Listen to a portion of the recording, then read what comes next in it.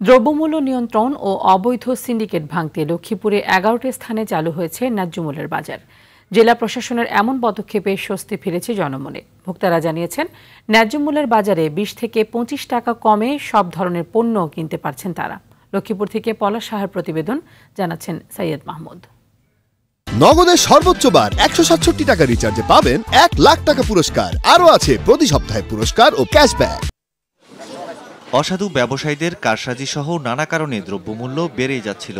লাগামহীন দামে বাজারে গিয়ে হিমশিম খেতে হতো লক্ষ্মীপুরের বাসিন্দাদের। তবে সম্প্রতি জেলা প্রশাসনের পদক্ষেপে স্বস্তি ফিরেছে মেঘনাপাড়ের এই জনপদে।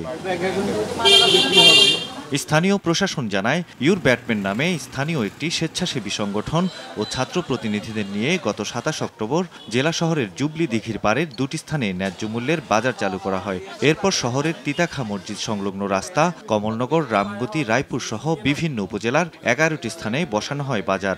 আর কপি তো এগুলো এখানে ১০০ টাকা, আর বাজারে তো আরো অনেক বেশি, ১২৫ টাকা ২৫ টাকা। প্রতিদিন এখানে অনেক জীবনে অনেক পাওয়া যায়, ওখান থেকে অনেক কম দাম।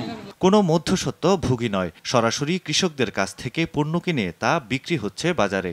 বাংলাদেশে যখন দ্রব্যমূল্যের ঊর্ধ্বগতি এবং সিন্ডিকেটের মাধ্যমে সাধারণ মানুষ জিম্মি, তখন হচ্ছে গত ১৫ দিন থেকেও বেশি সময় আগে আমরা লক্ষ্মীপুরে ছাত্র সমাজের উদ্যোগে আমরা হচ্ছে সুলভ মূল্যের বাজার স্থাপন করি।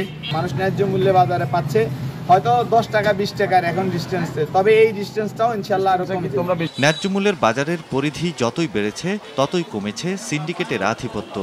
আমাদের উপজেলা নির্বাহী অফিসারগণদের তৎপরতায় প্রতিটি উপজেলায় এই বাজার শুরু হয়েছে এবং ধীরে ধীরে জেলা প্রশাসনের এই উদ্যোগগুলো দেখে বিভিন্ন ব্যক্তি, সংগঠন এবং স্বেচ্ছাসেবী সংস্থা যারা রয়েছে তারাও আমাদের কাছে তাদের আকাঙ্ক্ষাটি তারা শেয়ার করেছে এবং তারাও এই ধরনের উদ্যোগ নিয়েছে। এর পাশাপাশি আমাদের সচেতনতামূলক কার্যক্রম অব্যাহত আছে, যেন প্রতিটি দোকানে বাজারের তারা যেন এই বাজার যে দর সেটি যেন তারা প্রদর্শন করে।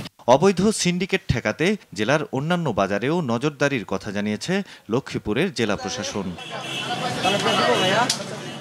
সৈয়দ মাহমুদ, RTV।